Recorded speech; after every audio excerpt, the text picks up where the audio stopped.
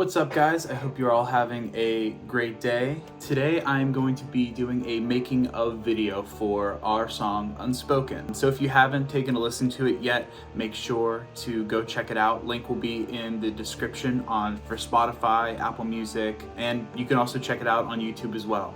But today I'm going to be breaking down part by part on how we came up with it, where the idea came from, writing, mixing, whatever. So I hope you guys enjoy.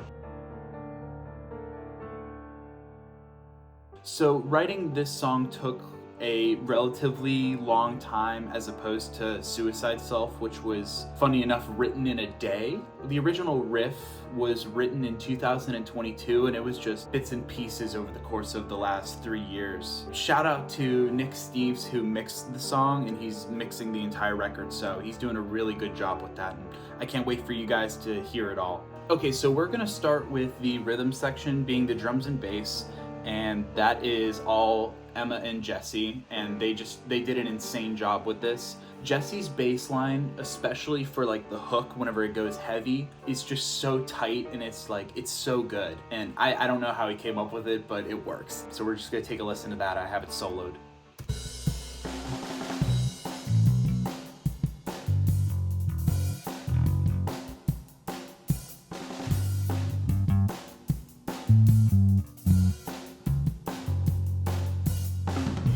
Those little spaces in the bass is just what gives the song this groove that I would have never been able to imagine whenever writing this. So shout out to Jesse, he did such a really good job with that. Jesse does a really good job finding the pocket and adding in like little fills here and there, and it's so good. So he goes from that percussive thing that he did during the hook, and then during the verse he ends up adding this really melodic section that's just so beautiful. So we're gonna listen to it.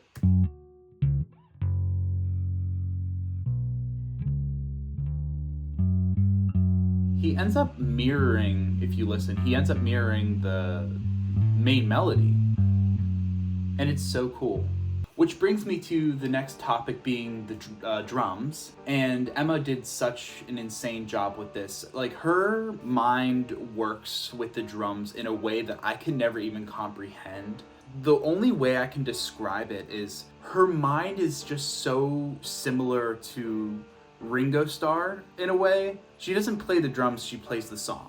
And it's the number one, I say this to her all the time, it's the number one thing that I appreciate about her playing, because she can do all of these crazy fills, but then she plays the song. Here, it's just like these little tom fills. Like, I don't know how to describe it, but right here,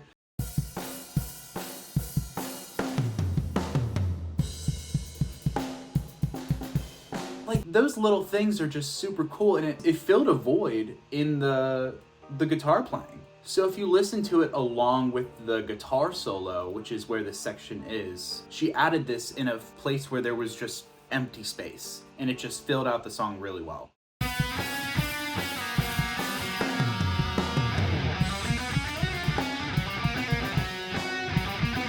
And it's just so good. Along with drums, her idea of harmony is really good too. She added this like insane breathy thing that leads into the final chorus, and it made the song, it actually changed the song a lot more than I thought it would, and I'll explain on how it did later. You have yourself to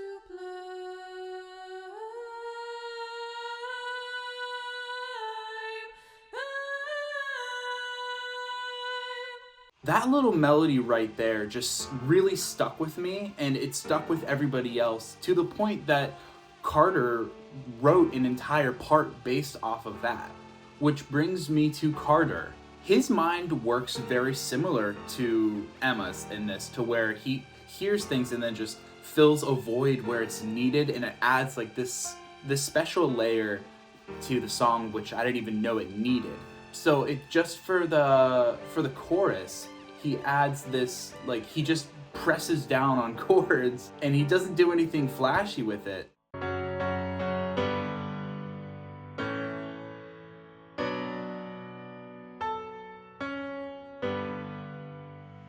It's so simple, but it works so well.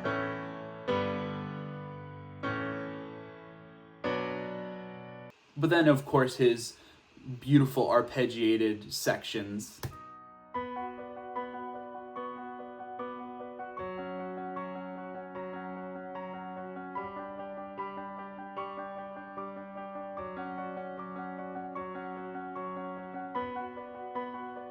The one thing that I love about Carter is he finds specific ways to mirror harmonies and tracks to make them stand out more in a really cool way. He wrote this synth part after everything was recorded, and I was just like, it has to be in. And so what he did was he ended up mirroring his own harmony. So we're going to take a listen to his harmony that he added for the chorus. Burn the candle at both ends, trying to make amends while you tell your friends you're alright. And so with that harmony, he ended up mirroring that in the piano and the synth, but adding little fills in there.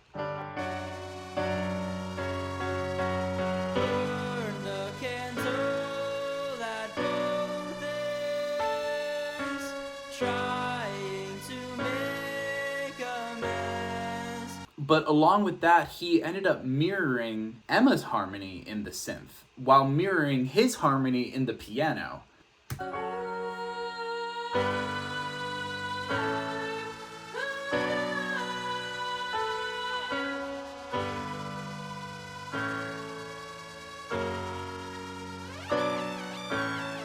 And then adding that fill, then back on the mirroring.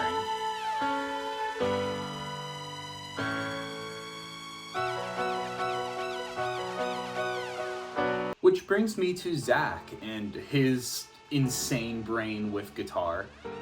He came up with this arpeggiated like picking pattern to go along with my tapping solo at the end, and it just adds this really cool layer to it. So when you hear it,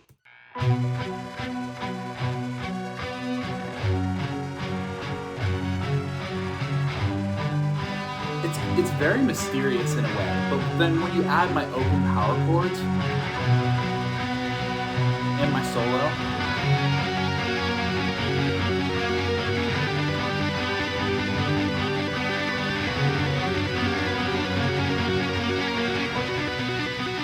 and Zach also did a really good job with the octaves. One of my biggest inspirations in writing is Green Day and how they go about things with production. And one of their main things that they do is they love doing octaves and adding that in solos or harmony or whatever. So I wanted to do that for this, to go along with my power chords. So Zach did a really good job realizing that vision.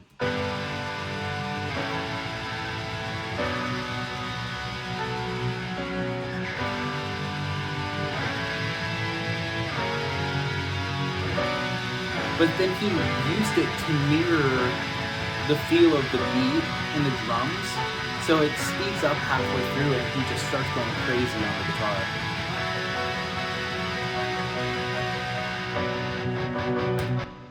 So moving on to Zach's insane brain with this was his vocals and how we went about doing this. So originally it was the chorus was supposed to be all low octave. And he was like, dude, no. And I'm like, what? Because we're gonna change it. And I'm like, okay. And then he came up with this insane thing up the octave. He just raised the melody and just added his own little nuances to it.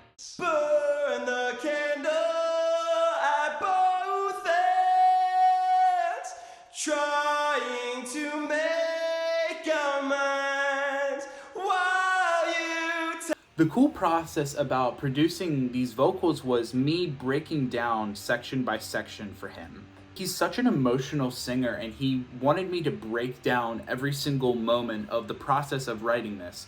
So whenever in the studio, I was giving him a vision of where my head was at when writing this song, and he just realized it so quickly. So for verse 3, I ended up just giving him this detailed vision of where my headspace was at, and he just ended up one-taking this.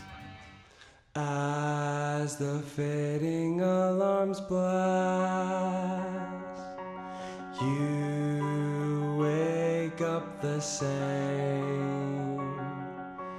It went by too fast. You have yourself to blame.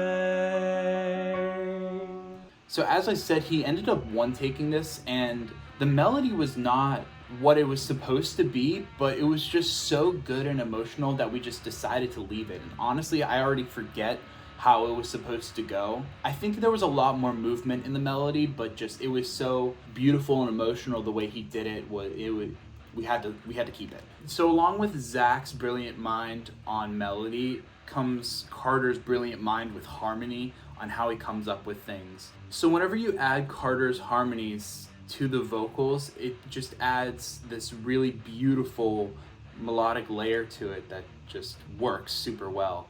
Burn the candle at both ends, trying to make amends, while you tell all your friends you're alright, distorting the sight. Which brings it to my parts. So originally this riff was supposed to be just one take, and then I heard these harmonics in there that I wrote, and I was like, dude, those need to be held out. And so I ended up two-taking it and panning it right and left. So if we listen.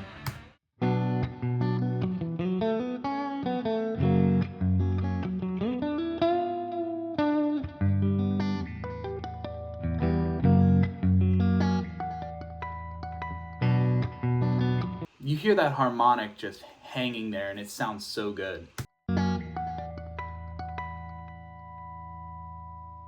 So originally I just had this strumming chords idea, and it ended up not being enough, and I wanted to add different layers. And the original idea of writing this riff, like the da da da ba da ba da da, it was originally written as a joke in a drunken state, basically being like, how would Polyphia write Hotel California? And then I just kind of rolled with it. And I analyzed on how Tim Henson writes, and he does these insane tapping sections, obviously along with his hybrid picking and whatever the hell he does. But it led me to writing this tapping section that's very lightly in there, and it just adds this really cool layer to it.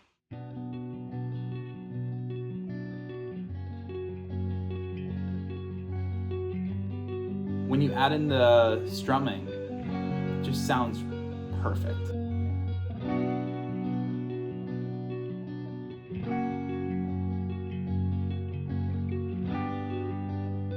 Which brings me to the tapping solo at the end. The sound of this solo was just a complete accident. So originally I played this on my Strat. For the tapping solo, it wasn't getting the punch that I needed, so I ended up switching to my Schecter, which is actually broken. The pickup switch just doesn't work. If you look, if you put it all the way up to the neck, it just switches back to the middle. So the neck pickup is kind of broken in a way, to where if I put it to the middle pickup for the solo because I wanted to add this warmth to it. But what ended up happening was that the neck pickup kept going in and out of phase. So it added this like retro sound to it, and you'll hear it go in and out of phase.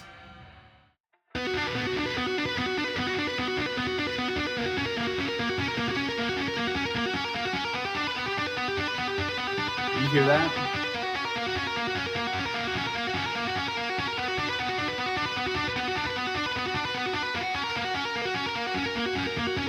Back in, and it just sounds super cool. Which brings me finally to the outro. So I had this melody idea in my head, and I wanted it to be on some type of stringed instrument. I didn't want it to be on guitar or piano, so I was just like, hey, cello. So we ended up hiring a cello player. So shout out to Haley Reaping, who did an insane job on this. So what we did was we ended up recording 3-part harmony and then a doubled melody, which is very lightly in there.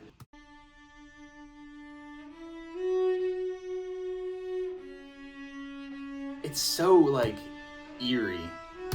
But then we ended up having the 3-part harmony as well.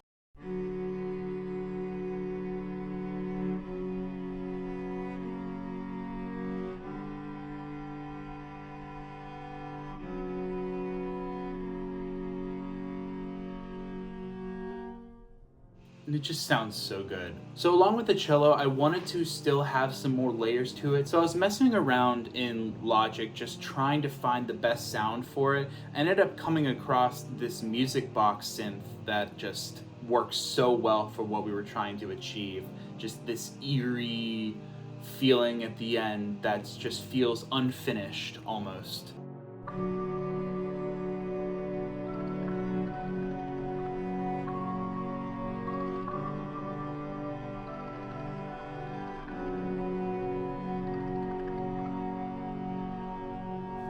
It adds this really cool effect to it that I never even imagined at that point, and it's just so good. So I hope you guys enjoyed this video, and make sure to check out Unspoken whenever you get a chance. And I'm calling from Potentia, and I hope you guys have a great day.